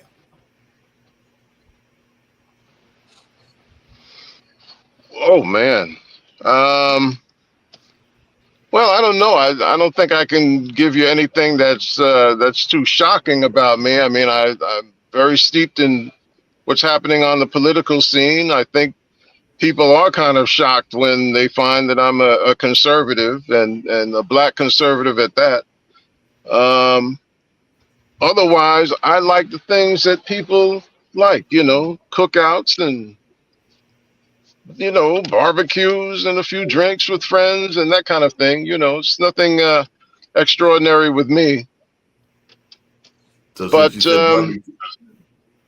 sorry, since you said barbecue, before we get to Les and everything, Louisiana barbecue, Texas barbecue, or North Carolina barbecue? Let's go with Texas. Okay. I think North Carolina uses the vinegar based, right? That is true. I'll go with Texas. I've lived in North Carolina, but I'm not a fan of the vinegar base. Gotcha. Fair enough. How about yourself? I like North Carolina barbecue, and I definitely enjoy a good cookout. I was actually just celebrating Mom's 82nd birthday up in Rocky Mount. She was actually the first president of the Golden Leaf Foundation. So about 2 weeks ago on God bless. the 25th, we actually celebrated her birthday. And later on this month, as a matter of fact, a week from tomorrow, we'll be celebrating Dad's 84th. So yeah, both of them are still very vibrant. As a matter of fact, Dad is an artist, and he's actually done what some people would call protest art, because he did a piece that was actually based on Christianity, because one of the things that he got frustrated by, and I'm sure that Mary Beth and even Les might be able to agree with what his art piece was. He did a piece called Thoughts and Prayers, and it was using the old pull down fire system and everything. And it just said simply the words thoughts and prayers, because I think he created that piece right after 9/11, or it might have been after one of our other tragedies like Katrina and everything. But his notion is that too often we are too quick to give platitudes like thoughts and prayers and everything, but not have any action behind those thoughts and prayers. So we'll say that we want to give people thoughts and prayers, but not have a action behind what those thoughts and prayers are. So that's when he created this protest piece that is still recognized and still seen in society. So it's one thing to say that you want to give people thoughts and prayers for them to do better or to be improving and everything, but sometimes they need you to actually do something like come visit them, or if they're sick or something along those lines. So that was his notion, that too often we give it as a platitude and not a true action. Right, a glib comment, and that's about it. Right. That's exactly. But yeah, we need to follow up. Exactly right. Yeah. Agreed. Yep. So he definitely had that powerful piece. Les, if you want to share that book and how you can be reached, and also Sure. any things that you want to give in the sense of peace Well, and the book is titled 12 Bells to Freedom, the Shahida Story.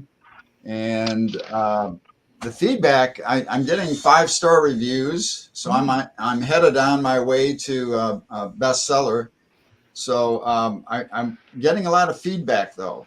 When I first presented the book, I have a first edition now. But the feedback was that, all right, you got your freedom. Now, what did you do with it? Mm-hmm. So I added some information on the first edition about what I've done. I'm self-employed. I have my own business. I've got a distributorship. I created wine slushies. You may not have heard of it, but I was the first one in the country to develop it, and it's going real well. And key Major League Baseball, Cardinal Stadium is picking it up. So that, and City Museum, which is a big downtown event, they have like 4 different flavors that they use. So that, and then this morning we talked about that technology, green technology called Komodo K500C/911, and that is a protectant, retardant, and suppressant, and it happens to be a remedy for wildfires. So now USDA has approved it. We're on the verge of getting airdrops, which means that if you saw the C-130s dropping the current product being used, which is only retardant, you'll see the fire skipping over the trees from treetop to treetop, and it doesn't stop it. So Australia had a major fire where it went almost to Sydney, Australia. So now we've got a number of countries looking at Komodo for as a solution to that, a remedy for wildfires. I can be reached at the 2 websites I have is www.menrothwines with an S, menrathwines.com, and www.laszlo, which is my name, LASZLO, Chem, CHEM.com. So those are the 2 divisions that I have, and the Komodo is on the LASZLOchem.com, and the wine slushies are on the menrothwines.com. Menroth was my grandfather's and my mom's maiden name. So I paid tribute to my grandfather by naming the brand after him. So it's all back in the history that we're a sum total of our descendants that lived before us. So That That's makes kind of it. that makes a lot of sense, and that's definitely great and everything. I know that a lot of people have been very much getting into the wine and spirit business. I know a couple of people. Actually, I just saw Donald a couple of days ago, and he is the distributor for a wine called Shoe Crazy. And I've also got some friends that are in the wine business, including one that has got one called Southern Wicked. I knew it had Wicked in the title, but Southern Wicked is tequila. And then there's a bourbon called Old Hillside and Melanated Wines. There's a couple of wine independent distributors that I know. So yeah, that whole wine industry can be quite fascinating. Yeah, Mark, I just had an update. I was over at City Museum yesterday, as a matter of fact, and they reported that my wine slushies increased their alcohol sales during the summertime last summer by 22%. Oh wow! So it's Mary Beth would love it because the ladies absolutely love to go after it. And it's a number of different fruit flavors. You got cherry noir, you got pina colada, you've got margarita, you've got strawberry blanc and raspberry chardonnay. All these different flavors, and the balance of sweetness is perfect. I've had some ladies say, well, I don't like to drink, but I like your wine slushies. No, those wine slushies are interesting because the thing that Shoe Crazy is doing is that they have expanded also because of the legalization in some places of CBD. So they've actually got some wines that are CBD infused as well. So they've actually added that, which can give you a definitely interesting mellow feel and all in that space. So they've got different proofs and all along those lines. But definitely that is another part of the spirit industry that is going on. I've got to teach you less before I get to Mary Beth and everything, but I will say that St. Louis has been one of those kind of thorns in my heel because I went to school in Milwaukee. I'm a Marquette grad and a devout Marquette fan, but that means that I also became a fan, ironically not of the Bucks, because I would root for players based on where my alumni went. So I became like an Orlando fan when Doc was down there. I was a Clippers fan when he was down there, and a Boston Celtics fan when he was there. Definitely D Wade in some of those places that he's been, and Butler. So that's more of how I rooted for my college teams and everything. Didn't have per se a set team, even though I liked the Carolina teams to do well and everything. But I did have a set team because I really wasn't into baseball until I got to school, which means I was a Milwaukee Brewers fan. And the team that always gives us trouble is the St. Louis Cardinals. So it's like every time we're on the road to championship, we're on the road to doing well, St. Louis was the one that derailed us. So that's why I said this. Well, I was actually a good luck charm for St. Louis Cardinals because back on 2009 through 11, remember that period of time, they went to 2 World Series and 1 national championship. So that's when my product was really spiking during that timeline.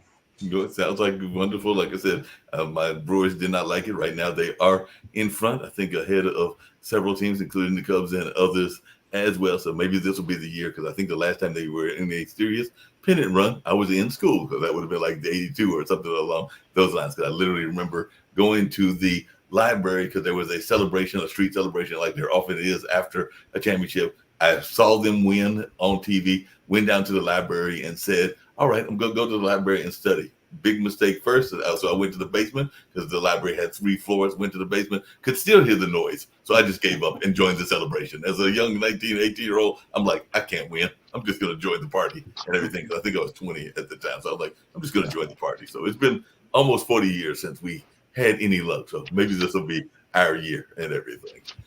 Mary Beth, and like I said, we're getting ready to wrap up because I do need to wrap up and get some of the other shows on the network. But if you want to share how you can be reached about your book and any message of peace that you would like to share. And I don't know if I got the message of peace from yeah. Well, I've definitely got a message of peace. I have a book that I am involved in now.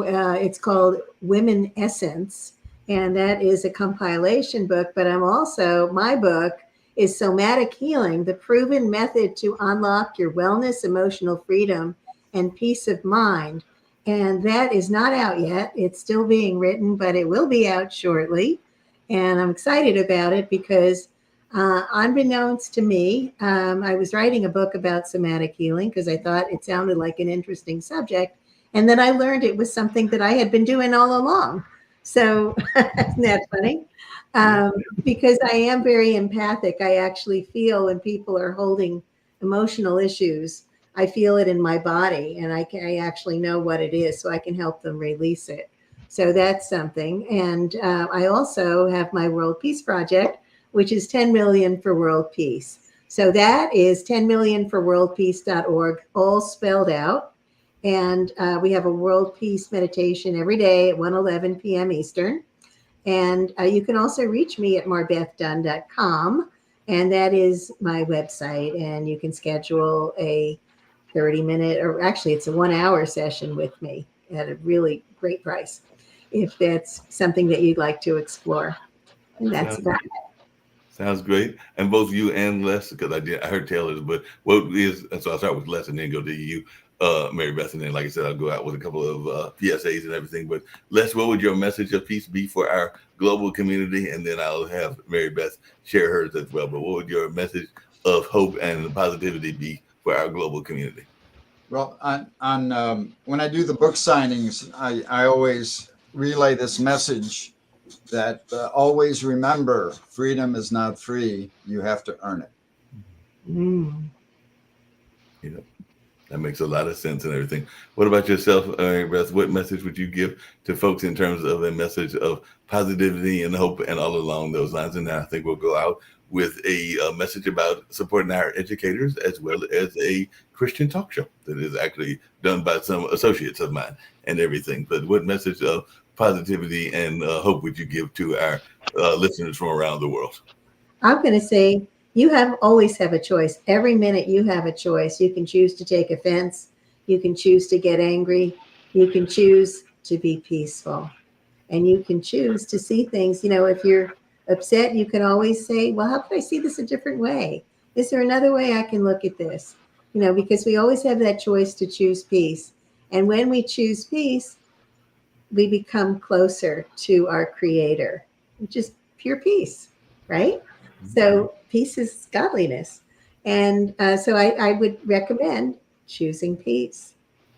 That makes a lot of sense. I appreciate both of you, as well, all three of you being on the show and everything. So like I said, we'll get out and hopefully I'll get you on some other shows. And like I said, Les was earlier on the World Edition, and I definitely have sometimes even guests make returns to the online dinner party. And all along those lines, I had a guest that was supposed to be appearing, another one, but they just sent me a note that they were running late and maybe they'll join another one, and they were also not quite sure of the nature of the conversation. So I'll have to get with them to explain how the dinner party works and everything. But definitely we'll go out with this message about education and about this talk show that deals with how much do you know about whether it is an actual Bible verse or whether it's something that is perceived as a verse, because Mario Steele, who is in the area of Raleigh, North Carolina, has a show called Bible or Babble. So he said you have to, I think, hear the verse and then decide whether it actually came from the Bible or whether it came from another more secular source, to use Taylor's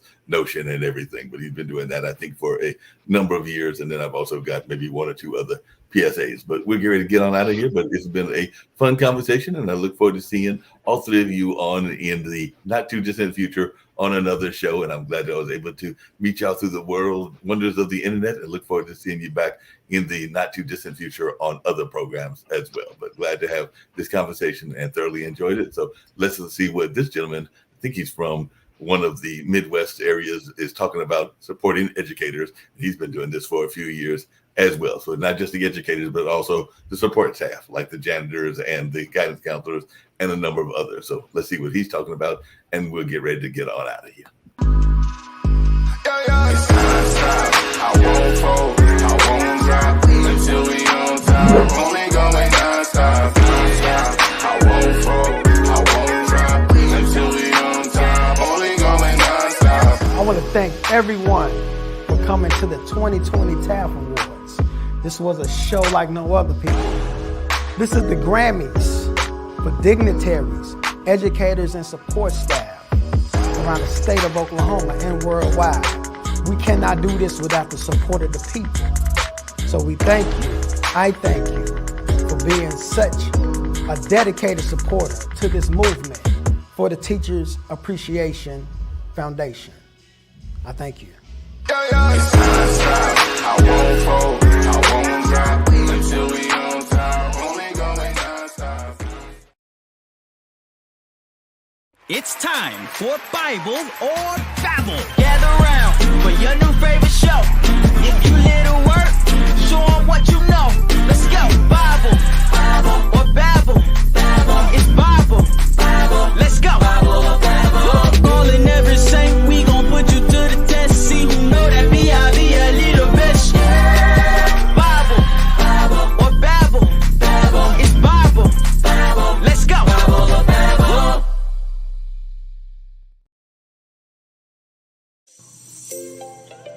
Are you looking for money-saving strategies for your business and personal finances?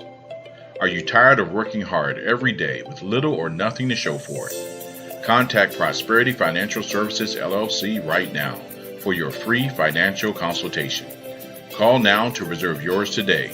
804-349-8600. 804-349-8600.